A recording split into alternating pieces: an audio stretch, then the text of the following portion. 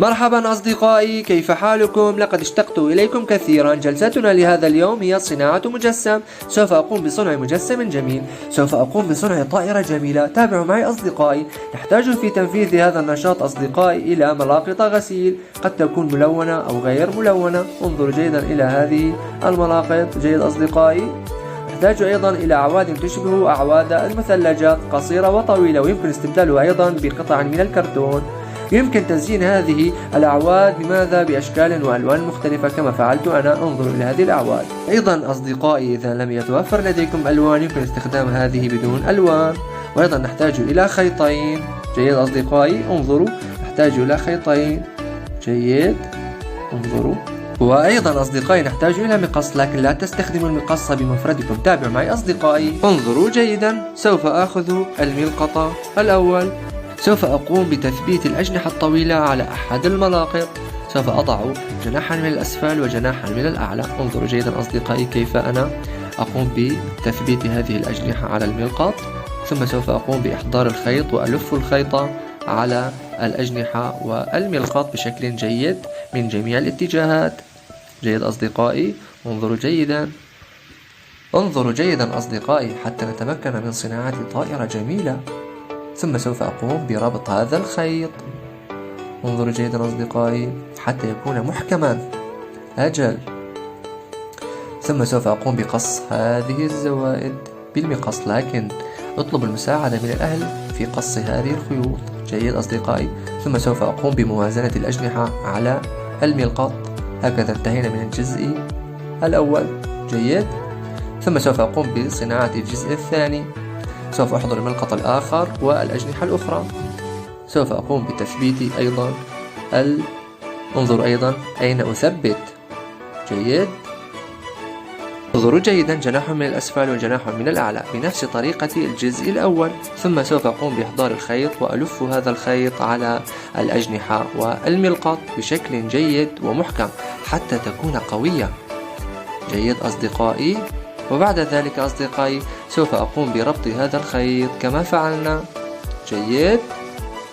وأيضا أصدقائي هنا أطلبوا المساعدة من الأهل في قص الزوائد من الخيوط بالمقص. جيد أصدقائي. وهكذا نكون قد انتهينا من الجزء الثاني. سوف أقوم بموازنة الأجنحة على الجزء الثاني. جيد. هل رأيتم أين ثبتت هذه الأجنحة؟ من الخلف بالملقط. ثم سوف أقوم بلصق الجزء الأول بالجزء الثاني كما رأيتم. جيد أصدقائي. هكذا نكون قد انتهينا من صنع هذه الطائرة الجميلة. وهذه أشكال أيضا صنعتها مسبقا. انظروا جيدا أصدقائي. وهذه أيضا أنا صنعتها باستخدام السيليكون. لصقتها باستخدام السيليكون. جيد أصدقائي. انظروا إلى هذه الطائرات الجميلة. ما أجمل هذه الطائرات. لكن أصدقائي أريد أن أقول لكم شيئا. لا تستخدموا السيليكون أنتم، لا تستخدموا، بل استخدموا الخيوط كما فعلت أنا. وأيضا أصدقائي أريد أن أخبركم شيئا. الأطفال الذين لا تتوفر لديهم هذه الأدوات يمكن استخدام الورق الأبيض. نحتاج في التنفيذ إلى ورقة بيضاء وألوان إذا كان متوفرا. جيد. تابعوا معي. سوف أقوم بطي هذه الورقة إلى المنتصف. انظروا جيدا. بعد طي هذه الورقة أصدقائي سوف أقوم بفتحها، وسوف أقوم بطي هذا الجزء إلى المنتصف إلى الداخل. جيد أصدقائي. ثم أيضا هذا الجزء إلى الداخل بالمنتصف. جيد أصدقائي. انظروا إلى هذا الشكل. سوف أقوم أيضا بطي هذا الجزء إلى الخلف. انظروا إلى المسافة التي تركتها خارجا. جيد. بعد ذلك سوف أعيد الكرة أصدقائي. سوف أقوم بطي هذا الجزء أيضا إلى المنتصف. جيد. ثم بعد ذلك أيضا هذا الجزء إلى المنتصف. انظروا إلى هذا الشكل.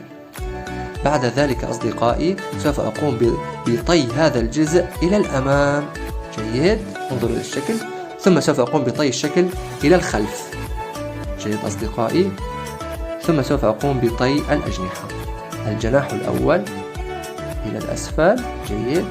والجناح الثاني أيضا إلى الأسفل. رأيتم أصدقائي؟ إنها جميلة وهكذا نكون أصدقائي قد انتهينا من صناعة هذه الطائرة الورقية الجميلة. وأيضا لقد صنعت طائرات مسبقا بأشكال وألوان مختلفة. انظروا إلى هذه الطائرات، انظروا إلى هذا الشكل، الأشكال التي رسمتها على هذه الطائرة بالألوان. إذا لم يتوفر لديكم ألوان فلا تستخدموا الألوان، استخدموا فقط الورق الأبيض. انظروا أيضا إلى هذه الطائرة الجميلة وإلى هذه أيضا. شكرا للمتابعة، إلى اللقاء.